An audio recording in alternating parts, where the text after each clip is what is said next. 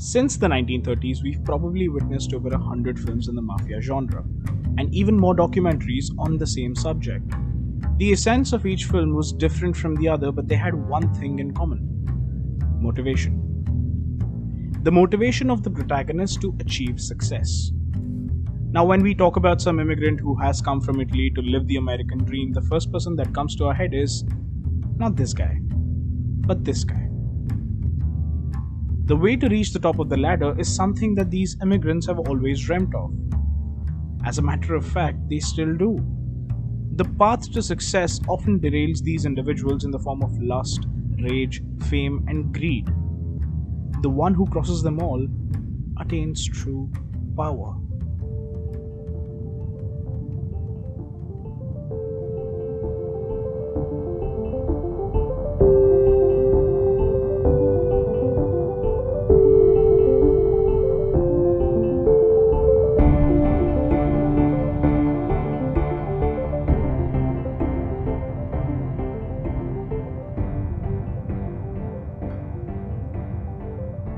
Based on the book I Heard You Paint Houses by Charles Brandt, The Irishman is told from Frank Sheeran's perspective.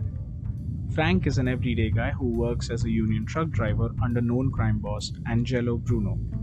Even after being accused of theft and being presented in front of a judge, Sheeran refuses to name his customers. This piques his lawyer's interest. Bill Buffalino introduces Sheeran to his cousin, Russell Buffalino, and this sparks a new beginning in Sheeran's life. Any person who comes from a low-income neighborhood, especially in the 50s and 60s of America, will know the hardships that come with the environment. Many of the crime syndicates back then used to prey on angsty teenagers and make them a scapegoat in their larger operations. A systemic change had come in the politics of the country and the mafia by the 70s. But before the 70s, James Riddle Hoffa, aka Jimmy Hoffa, was the president of the International Brotherhood of Teamsters. Being the president of a labor union, Hoffa had a lot of heat on his back.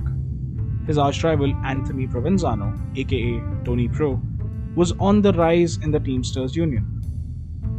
The power struggle between him and Tony Pro continued throughout.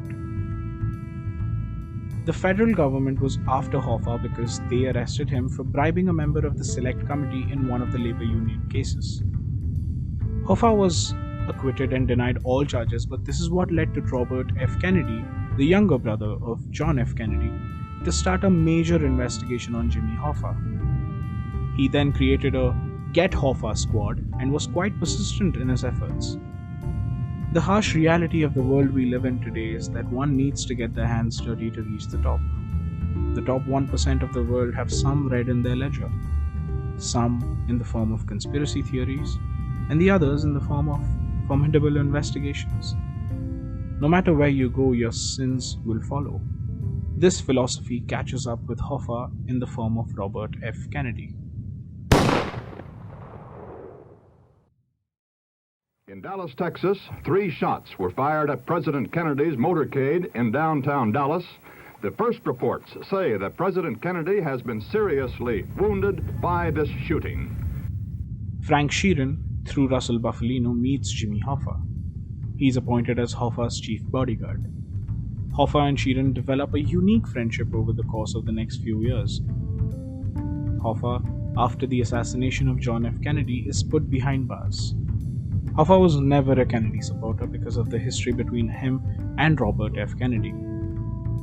Buffalino yields a unique power over his community and knows his boundaries. On the other hand, Hoffa wants to grow with his greed. This greed leads to his downfall. Like many others in the line of politics, Hoffa falls prey to his own doings. His plan to grow starts disintegrating bit by bit as Buffalino and even Sheeran are compelled to say, "It's what it is.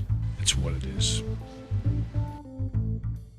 This brings us to the million-dollar question. What is true power? Is it what Buffalino has? Is it what Hoffa craves? For me personally, this story isn't about Frank Sheeran's rise and fall. This is the story of Hoffa's downfall told from Sheeran's perspective. Sheeran looks up to him like an older brother. He obeys his orders and makes the hard choices for him. Eventually, he's the one who paints Hoffa's house. One of the best moments in the film comes at the dinner in Sheeran's honor, where Buffalino tells Sheeran to inform Hoffa about how the dons of other families have an unpleasant feeling about Hoffa.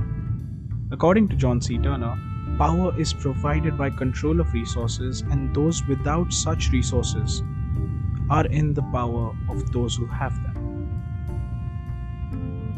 In this view, power is like some abstract commodity which exists in principle outside of social relationships, which can be used by the lucky few to impose their will on such relationships.